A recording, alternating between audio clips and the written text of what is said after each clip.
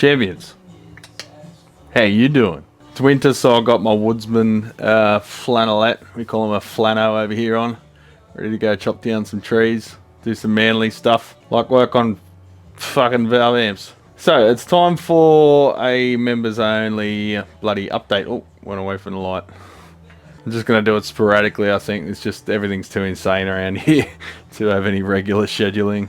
Every time I try and plan some kind of schedule, I just get inundated by phone calls saying, where the fuck's my amp? Hurry up, dickhead. So this bloody thing put me through the ringer. This is the one I was trying to figure out on video when I started getting nagging phone calls and I had to get onto another job. Carvin X100B. So, again, completely unrelated faults. First, we had no signal. I was being chopped off at two separate parts of the circuit thanks to these little assholes, J-FETs, J175s. I don't know why the FETs always fail. It could be static. There is no static mitigation in this amp at all. No limiting diodes anywhere or anything like that. So anywhere where it's attached to the outside world, you could have static ingress, that kind of thing. There are ways to protect these things. The fact that power supply is not regulated in this too probably doesn't help. There's your power supply, bridge rectifier, and just one filter node, or two, sorry, I should say two filter nodes. You got your reservoir and then one filter node after that with dropper resistors. So once I'd sort out those FETs, and I know that it was them because I could see the signal stop there. I had DC measurements on DC voltages on signal lines where there shouldn't be any, and the signal was cutting off. And as soon as I got rid of that, or as soon as I replaced them, those problems were sorted upstream. But then the phase inverter, I seem to remember testing this on stream and it was conducting. I was also getting popping when you touched the grids, but I don't know whatever happened now. Both triodes dead. I have no idea what could have caused that. Maybe I was just misremembering me measuring it correctly, which, you know, can happen on video. I do turn into a complete dumbass on live stream. Point being, both triodes completely dead, no conduction at all. Popped in a new one and all those problems went straight away.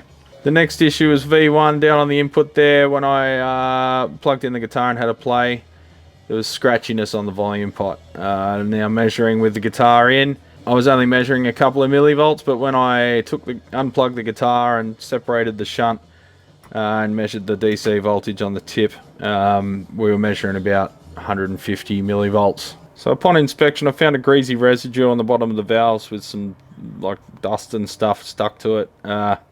So whatever that residue was, it was leaking voltage from the plate to the grid. So I just quickly gave it a brush with a toothbrush and some alcohol, and that cleared it right up. But we'll clean those valve sockets more thoroughly too. But that just goes to show an inappropriate cleaning agent was used on this, which was leaking voltage. So nothing wrong with the valve on V1, just some contamination on the pins and probably the socket as well. But it looks like it was sprayed on the valve base, which is a dumb way of doing it. You shouldn't spray any residue on any cleaner that leaves a residue on any contacts of any connectors or any valve sockets or anything like that. It is just for use in closed devices like switches and pots, nothing else. Because of course shit will stick to it and that shit will conduct, particularly at high voltages.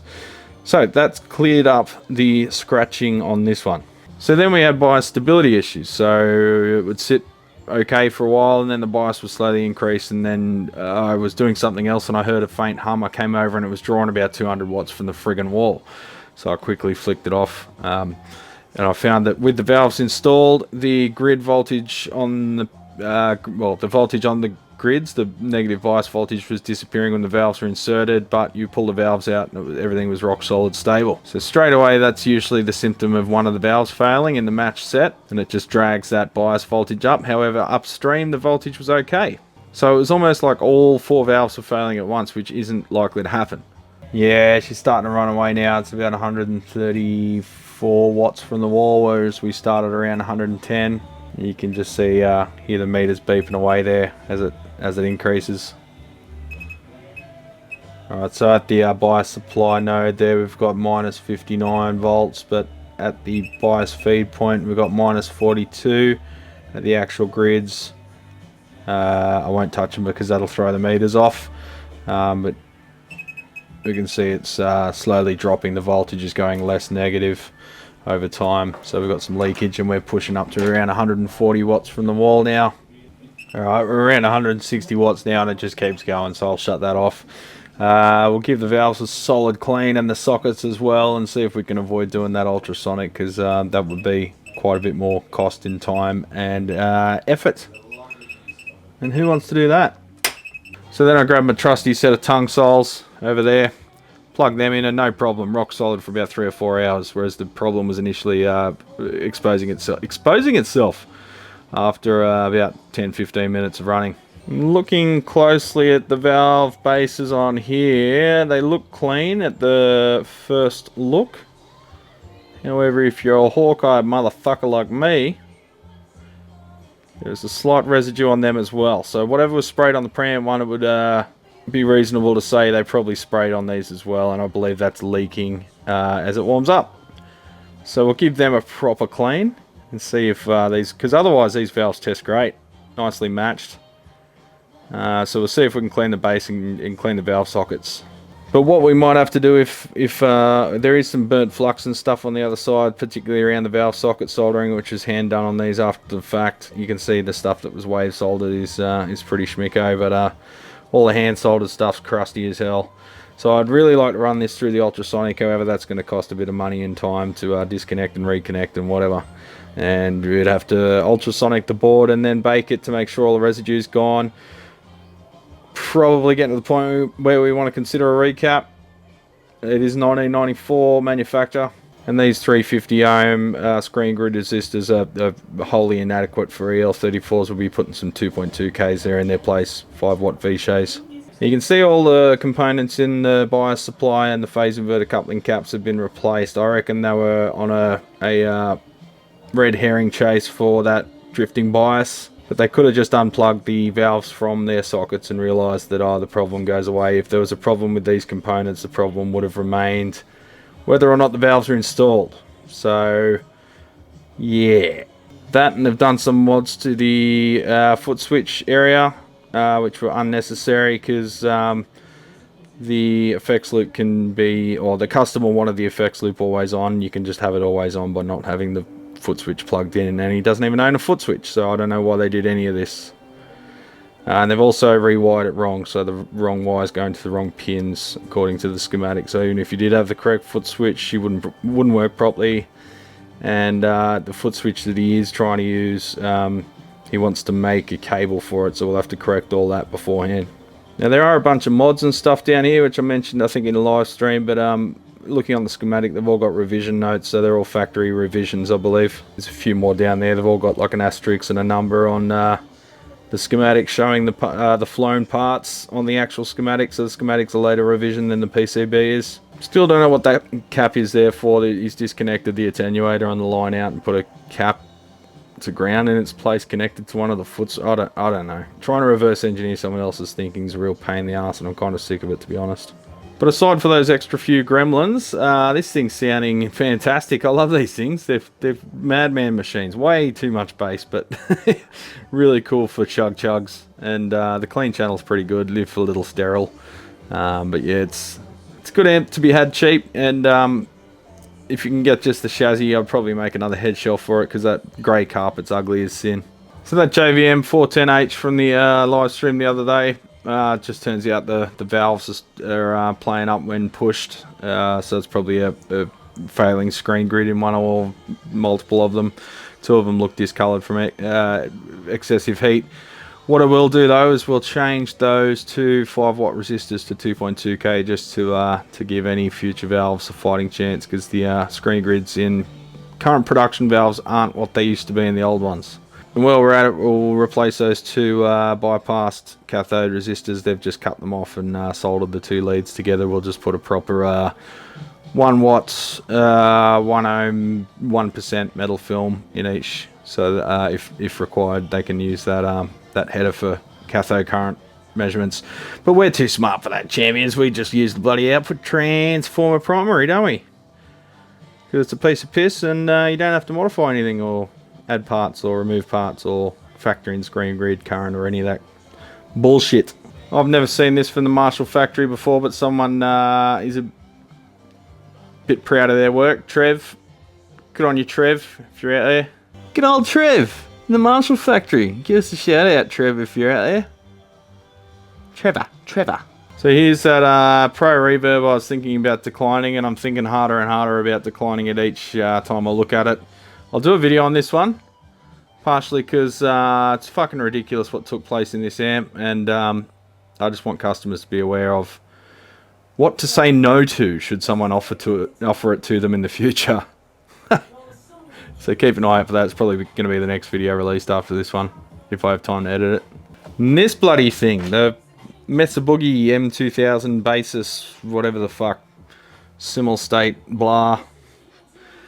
How many fucking knobs do you need on a bass amp, champions? Anyway, the most rudimentary power amplifier known to man.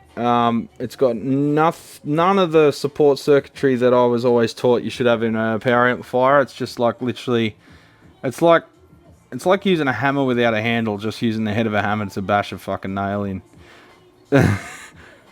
Yeah, anyway, I've replaced those, well, I would say emitter resistors, but they're source resistors down there. You kind of don't need them in a MOSFET based amp because they've, well, the lateral MOSFETs have, I forget which one, positive temperature coefficient. The resistance rises with heat, so they self-limit. Whereas it's the opposite with bipolar resistors, which is, or vertical MOSFETs, which is why it's critical that you have, well, you could call them degeneration resistors, but really they're either emitter or source resistors. Anyway, I'm talking shit and boring the fuck out of you. So point being, that's fixed. The stupid tiny thin little Captain film, it was 0.1 of a millimeter thick. They always go short, and you end up shorting out the body of the transistor to the heatsink there, which is at ground. So I replaced all them with just the sill pads. That'll give it half a chance of not shorting out. Lots of shitty work around this area that was redone. And every time I had to test it, I had to put the whole fucking thing back together. That board had to come out. Had to replace the switching chips down in there, digital logic chips. So I just put dip sockets in there so they can be replaced in the future. That's replaced all the foot switch functionality, none of which was working, or all the feature switching on the front, because it's all logic controlled, all this bullshit. So all of that's working now. All the lights are working as they should. Pretty lights. They were all stuck on before because we had shorted shit everywhere, courtesy of that chip being a fucking molten blob of silicone, not silicone. The one thing that doesn't switch at the moment, the one feature not working, is the high gain option on the valve or tube channel, and that's thanks to that little opto coupler down there not functioning. So I've ordered a new one of them with the latest order. So I should be able to work on that without removing the board, and just cut those legs off and insert the new one and just clean up the solder and not have to take that friggin' board out. Because the thing with these amps is every time you replace something or think you've repaired something, you got to put it back together in order to power it up to determine if you've fixed the problem. And then either you haven't fixed the problem, or you fixed one problem and now that's revealed another problem. It's amazing how often amps, not just Mesa but particularly Mesa, how often, well, look at the carving. It's amazing how often amps come in with one symptom caused by like 4 or 5 underlying faults, completely unrelated to each other. It just blows my mind. Some days you think you're going crazy, but there's no possible way that those could have been related, you know, from an electronics point of view. Production of the FYM 2000 boards has hit a snag because of netball season, so Michelle hasn't had time to finish them off, so I think I'm going to have to finish them off after hours and test them ultrasonic, that flux off. You probably saw on the live stream I've got a new ultrasonic cleaner. That's this bugger in here in the echoey room. Everyone keeps commenting it looks like you could fry your chips in there. They come out pretty solid, pretty soggy and smelling of Windex. Sounds lovely too, have a listen.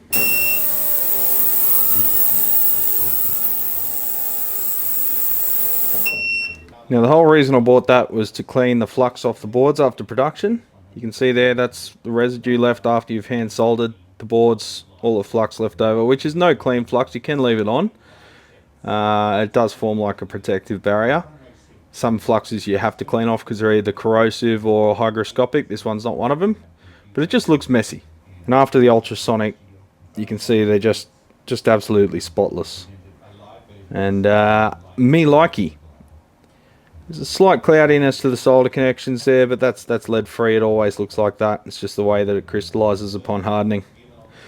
It's not that they're cold joints or anything, it's just how it always looks.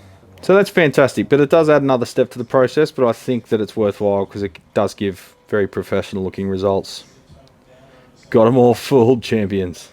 But it does have the added advantage that if we did want to clean a board out of a production amp, we could do it probably in two halves, one that's that wide. It does about 200 wide, so you probably just missed the edge of that one. But you can do it and flip it over and do the other side. That's a possibility. You have to remove the pots first, however. And any other non-hermetically sealed components, like some relays. I get the Omron hermetically sealed relays. They're like 10 friggin' bucks each, but they're great quality. We've also got our hands on a DSL 50 JCM 2000. I've had lots of requests for the DSL 50 board for some people with flyback events and whatever that have caused major damage to the board. It's a bit less likely that they suffer the bias damage just because there's less heat. The bias drift issue, I should say, because there's just less heat. Being the 50 watt, you've got half as many output valves there and half as much heat being generated in that area. However, they are still susceptible to just the shitty layout, shitty component quality and shitty component mounting that is the case with the factory boards, and the early ones would have that same fiberglass, so eventually if they see heavy usage, they'd probably have the same issue as well. Now I could have just taken one of these 100 watt ones, DSL 100 models, and just depopulated the outer two valve sockets and their components, their grid stopper and their their screen grid resistor, and called it a day. But I thought I'll make some specific 50 watt ones. That way there's less confusion about, you know, bill of materials if I ever do make these like a kit or a bare PCB available. And there's just less confusion with people ordering. Sometimes the customers order these boards themselves and give them to their techs, which is fine. It just simplifies the ordering process, less questions to answer, less support to give via email, which is always good. So just look at the storeroom. It's clogged up, man. I've stopped taking in repairs till further notice, to be honest, because every time I put a time limit on it, the time elapses and then I get a flood of people coming in. So I really have to just cut everything off until I catch up. Being a one-man show, it is very difficult to manage the shop and everything, and keep this shit under control. The queue and do paperwork and reconcile and do taxes and manage the website and answer email, offer support, and as a result, the retail side of the shop's suffering a bit of neglect. It has slowed down a little bit, the retail. I think everyone's spooked by the global situation. Yay! Global situation. But back to fun stuff. Oh, there's a slow preamp that Dad built a while ago. I must pull that down and do a feature on that. And it's just a preamp, but I could put it in a rack with maybe a little grill over the top or something. That'd be pretty cool, wouldn't it? But yeah, back to fun stuff. Well, that is fun stuff. I've got the GH5S, which I was going to sell. This was my main sort of camera when I got back into cameras. I've got the Sony Boy now. I had the G85, but that took a swim in the river. But the GH5S was sort of my nighttime camera and low light camera, walking camera, and I'd use it on the gimbal. It's got no stabilizer built into the camera body, but I've got a Lumix lens at home, which was the stabilized lens, so that was my main squeeze there for a while. Now my shitty camcorder, well, it's not that shitty. I mean, I think it's even a current model still, but HC-VX1, not the nicest sensor. I don't know really what camcorders are even for these days anymore, other than action stuff. It's got a massive zoom range though. I guess that's probably the big advantage, but the quality's not brilliant even in 4K. You've just got more pixels of shitty lens performance, basically. They're good for four-wheel driving trips and stuff where you just want it stuck to your hand and, you know. But like when you turn it on, like 50% of the time the front little thing, lens thing doesn't open. Yeah, it didn't open that time. Got to turn it off again, back on. Hey, there you go. Wake up, Jeff. So I was going to sell the GH5S, but I'm thinking maybe I'll leave that up there because it's much higher quality, and sell that one because it'll probably go for about $400 or $500. I'll probably get $1,000 for the GH5S, but it's a nice camera. Only issue is finding a good lens that's got a massive zoom range. So you can see here I put a rubber band around the zoom ring because this lens likes to self-extend. I know, sometimes we all do it, but it's best not in public. So yeah, just the weight of the lens elements itself, it zooms itself in. So the rubber band there just gives just enough friction that it doesn't happen. But yeah, I'll try that on the next live stream. I've got to bring my power supply from home. Powering these things is a pain in the ass compared to the Sony. The Sony just goes powered off the USB cord that it's supplying the video directly to the laptop with. So yeah, Sony's another ball game entirely. But I do still have a soft spot for the Panny Boy. But maybe not after the first live stream I try to do with it and remember how shit it is at focusing. I don't know. We'll see how we go. So on the guitar front, I don't even know where I'm at the moment. I've got a bunch of jobs in progress. I've got a bunch of jobs assessed, approved. Some I haven't even looked at yet.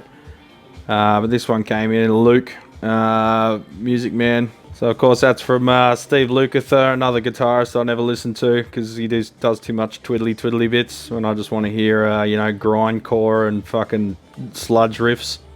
But anyway, the bridge was having some tuning stability issues. So the previous tech just bloody replaced the bridge on him.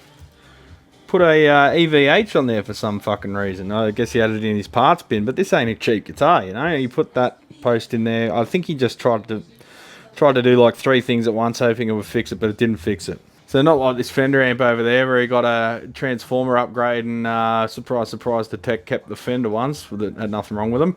At least he gave the bridge back in this case, so it's got the original one, which there appears to be nothing wrong with it. The knife edges are nice.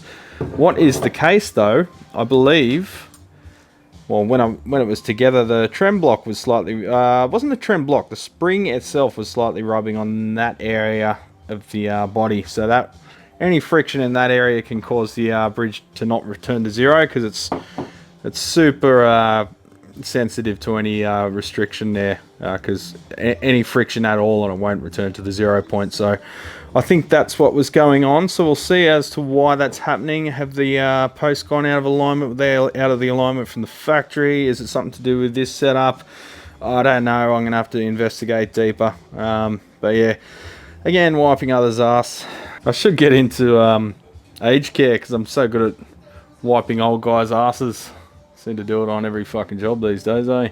So on the business point of view, as I mentioned before, I've cut off repairs until further notice, but it's a bit of a mindfuck every time someone wants to bring in a job and leave it with you. They try and play a bit of mind games with you, and you've got to really put your foot down. And I'm a natural sort of people pleaser. I think that's why I got into the repair industry, to fix problems. So when someone still walks out of here with a problem, it gives me this real irky feeling at the bottom of my gut, and I feel like I'm not doing my job, and I feel like I'm being too picky, and I'm being, I should just work faster and harder. But it comes a point where you can only take so many jobs and still do a good job of it. Basically, if you start rushing stuff, you're going to miss stuff. You're going to look like a dickhead in the long run. You're going to get stressed out by returns. It doesn't matter even if it's something simple. If you miss something on a job, it does hit you to the core quite a bit, as I'm sure a lot of other techs will attest.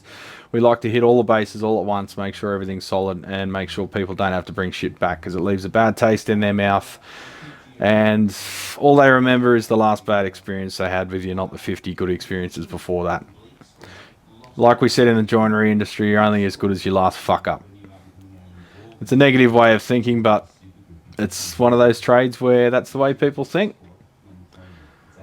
So, long story short, I have to be more selective with the jobs I take in, not take in so many trash pieces of shit, not take in anyone's DIY projects, and not take in any work that other techs have had to go out and failed at, particularly if that tech themselves is bringing it to me because they couldn't be fucked figuring out.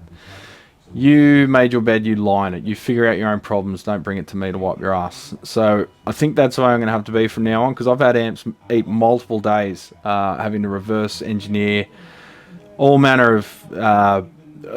often these are the jobs you don't see, because I know this person either personally or there's no way for me to show their work in a good light. So I just get it done and get it out the door. That's when I go quiet for a few days or maybe a week or two. I've had a series of those painful jobs to get out.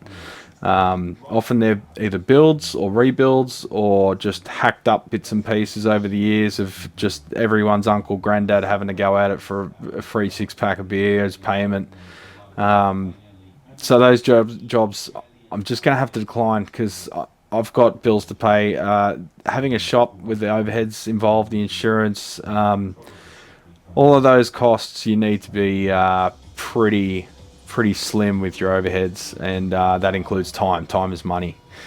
So it does hurt when you turn the job away and you can't please someone. It really sort of hits at my core, and it goes against sort of everything that got me here in the first place, but it's the way it's going to have to be. I think these things will have to just go out there and either remain unrepaired for a long period of time until someone puts some money or effort into it, or they'll just have to be trashed, unfortunately. Because there's only so many days I can spend on an amp that's worth $500, you know? So it's going to hurt, but I can't hoard stuff. I don't want to take stuff on that's going to sit here for ages. I've only got so much room in the storeroom. You've seen it. So I'm going to have to really put my foot down, I think. And I'm not very good at that. As I say, I am a bit of a people pleaser. So it's going to be tough. But the flip side of that is you guys will get more cream videos. You'll get nicer amps. You'll get higher quality amps. You'll get pro gear. You'll get good stuff rather than fixing, you know, MG series Marshall amps, replacing input jacks and stuff. Look, I think there's also a opportunity there for other local techs to sort of come up, because essentially the way I started was working on the amps that all the local guys around here would take the cream and I'd get the leftover shit, the chaff.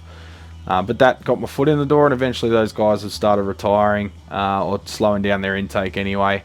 Or in some cases, unfortunately, passing away.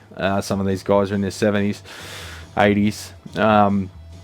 And I've started getting some of their clients referred directly to me. So as that happens more and more, we'll see more and more quality stuff, and any young guys that want to come up and cut their teeth on the less fun, less pleasant amps. There's no way to become a good tech other than fixing shit, eh?